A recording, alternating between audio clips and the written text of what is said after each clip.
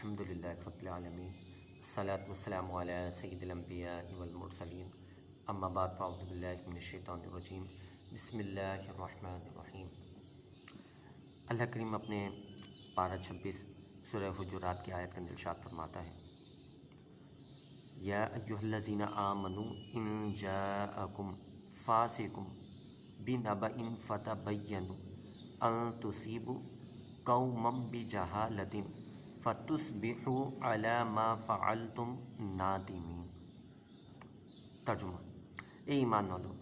اگر کوئی فاسق تمہارے پاس کوئی خبر لائے تو تحقیق کر لو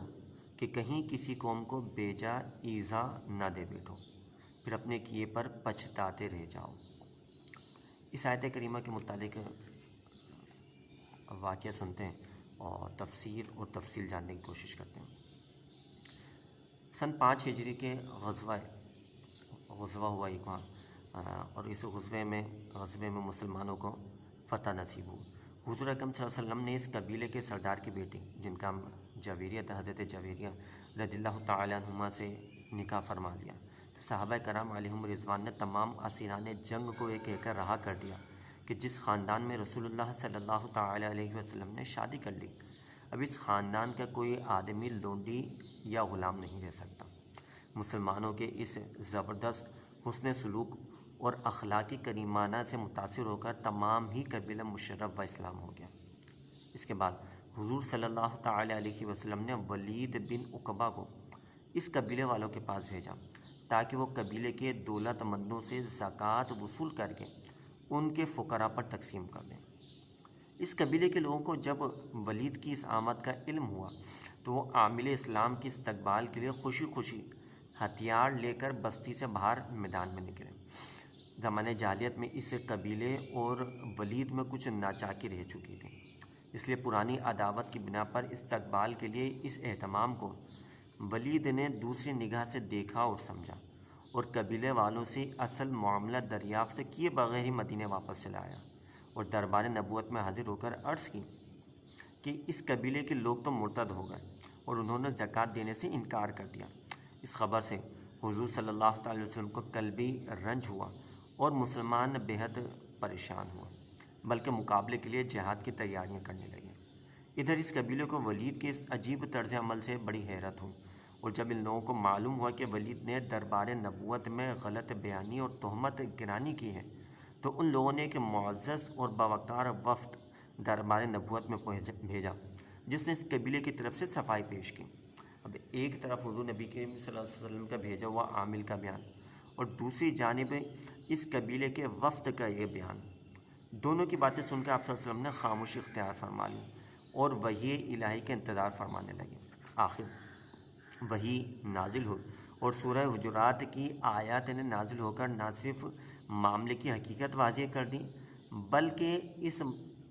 اس خصوص میں، اس واقعے میں ایک مستقل قانون اور معیار تحقیق بھی عطا فرما دیا۔ جو آیات اس معاملے کے متعلق نازل ہوئی سورہ حجرات کی، ان کا ترجمہ سماعت فرماتے کہ ایمان والو، اگر کوئی فاسق تمہارے پاس کوئی خبر لائے تو تحقیق کر لو کہ کہیں کسی قوم کو بیجا ایذا نہ دے بیٹھو، پھر اپنے کی پر پچھتاتے رہ جاؤ گے، اور جان لو کہ تم میں اللہ کے رسول ہیں بہت معاملوں میں۔ اگر یہ تمہاری خوشی کریں تو تم ضرور مشقت میں پڑو، لیکن اللہ نے تمہیں ایمان پیارا کر دیا ہے، جسے تمہارے دلوں میں آراستہ کر دیا، اور کفر اور حکم عدو ولی اور نافرمانی تمہیں ناگوار کر دی۔ ایسے ہی لوگ راہ پر ہیں، اللہ کا فضل اور احسان، اور اللہ علم و حکمت والا ہے۔ ان آیات سے اور اس واقعے سے جو درس ہدایت حاصل ہوتی ہے، معلوم چلتا ہے کہ خبروں کے بیان کرنے میں عام طور پہ لوگوں کا یہی مزاج اور طریقہ بن چکا ہے کہ جو خبر بھی کانوں تک پہنچے اس کو بلا تکلف بیان کر دیا کرتے ہیں، اور حقیقت حال کی تفتیش اور جستجو بالکل نہیں کرتے، خواہ اس خبر سے کسی بے گناہ پر افطرا کیا جاتا ہو یا کسی کو نقصان پہنچتا ہو۔ اسلام نے اس طریقے کو بالکل غلط قرار دیا، بلکہ قرآن نے اسلامی آداب کا یہ قانون بیان کر دیا کہ ہر خبر کو سن کر پہلے اس کی تحقیق کر لینی چاہیے۔ جب وہ خبر پایۂ ثبوت کو پہنچ جائے تو پھر اس خبر کو لوگوں سے بیان کرنا چاہیے۔ اسی بات کی طرف متوجہ کرنے کے لیے نبی کریم صلی اللہ علیہ وسلم نے تنبیہ فرمائی ہے کہ صحیح مسلم کی روایت کا مفہوم ہے کہ آدمی کے جھوٹا ہونے کے لیے یہی کافی ہے کہ وہ جو بات بھی سنیں لوگوں سے بلا تحقیق بیان کرنے لگے۔ اسی طرح اس آیت سے ثابت ہوا کہ ایک شخص اگر عادل اور پابند شریعت ہو تو اس کی خبر معتبر ہے۔ اس طرح مفسرین نے اس واقعے سے ایک اور نقطہ یہ نکالا کہ یہ آیت ولید بن عقبہ ہی کے ساتھ خاص نہیں بلکہ یہ آیت عام ہے اور ہر فاسق کی خبر کے بارے میں نازل ہوئی۔ یہاں یہ بات پیش نظر آئی کہ ولید بن عقبہ کو صحابی ہوتے ہوئے قرآن پاک نے فاسق کہا تو اس میں کوئی اشکال نہیں ہے، کیونکہ اس واقعے کے بعد جب ولید بن عقبہ نے صدق کے دل سے سچی توبہ کر لی تو اب ان کا فسق زائل ہو گیا، لہذا کسی صحابی کو فاسق کہنا ہرگز ہرگز ہرگز جائز نہیں، کیونکہ اس پر اجماع ہے کہ ہر صحابی صادق، عادل اور پابند شرع ہے۔ اللہ کریم کے بارگاہ میں دعا ہے کہ اس واقعے سے جو نقطے ہمیں حاصل ہوئے، جو مدنی پھول ہمیں حاصل ہوئے، اس کو حقیقی طور پر اپنی ذات میں اپنانے کی توفیق عطا فرمائے۔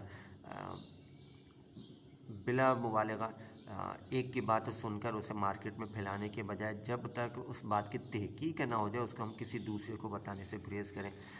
بالخصوص لوگوں کی برائیاں کرنے، تہمت لگانے، غیبت کرنے سے بچنے کی کوشش کریں۔ رب کریم کے بارگاہ میں دعا ہے کہ اس واقعے سے جو بھی اہم باتیں حاصل ہوئیں ان کو اپنی ذات میں اپنانے کی توفیق عطا فرمائے۔ آمین بجاہ نبی الامین صلی اللہ تعالیٰ علیہ وسلم۔